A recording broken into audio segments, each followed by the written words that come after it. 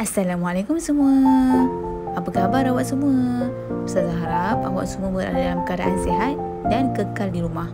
Okey, pada hari ini kita akan sambung pembelajaran kita pada minggu lepas, iaitu adab bergaul dengan jiran. Pada hari ini Ustazah akan masuk tajuk kebaikan beradab dengan jiran. Apa yang kita akan dapat kalau kita berbuat baik dengan jiran kita? Contohnya kalau kita beradab dengan jiran kita. Yang pertama, kita dapat menjalin persaudaraan sesama jiran. Yang kedua, hidup akan tenang dan aman. Yang ketiga, masyarakat bersatu padu.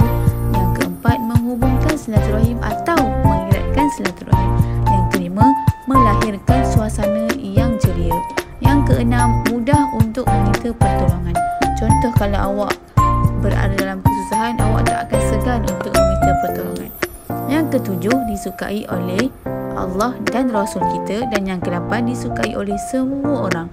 Kalau awak beradab dengan jiran, semua orang akan suka kita dan akan hormat dengan kita. Okey, kita masuk pula kepada keburukan mengabaikan hak jiran. Kalau kita abaikan hak jiran kita, apa yang akan terjadi pada kita? Okey, yang pertama,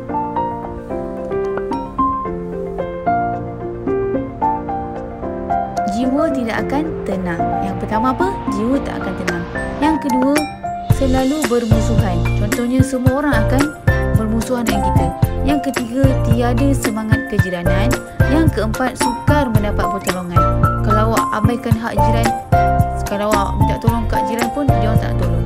Yang kelima, masyarakat berpecah belah. Yang keenam, dibenci oleh Allah dan Rasul kita. Yang ketujuh, memutuskan persaudaraan sesama Islam.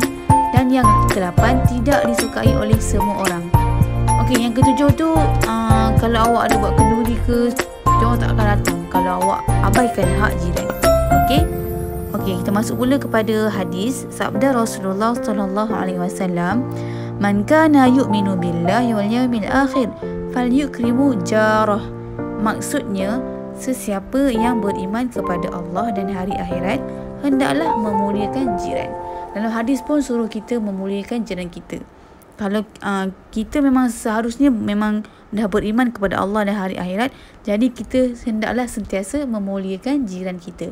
Macam mana nak memuliakan jiran kita? Dengan cara kita beradab dengan jiran kita, dan kita sentiasa tolong jiran kita kalau jiran kita ada masalah.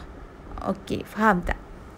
Okey, kita masuk pula kepada perkara yang boleh sakitkan hati jiran.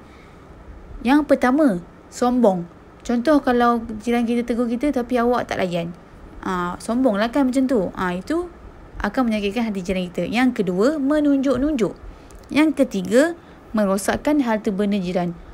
Contohnya, kalau awak main bola sepak ke, awak bola termasuk kat rumah, lepas tu terlanggar pasu bunga, itu dah merosakkan harta benda dia dan dah menyakitkan hati dia. Yang keempat, berbuat bising tanpa menghiraukan jiran.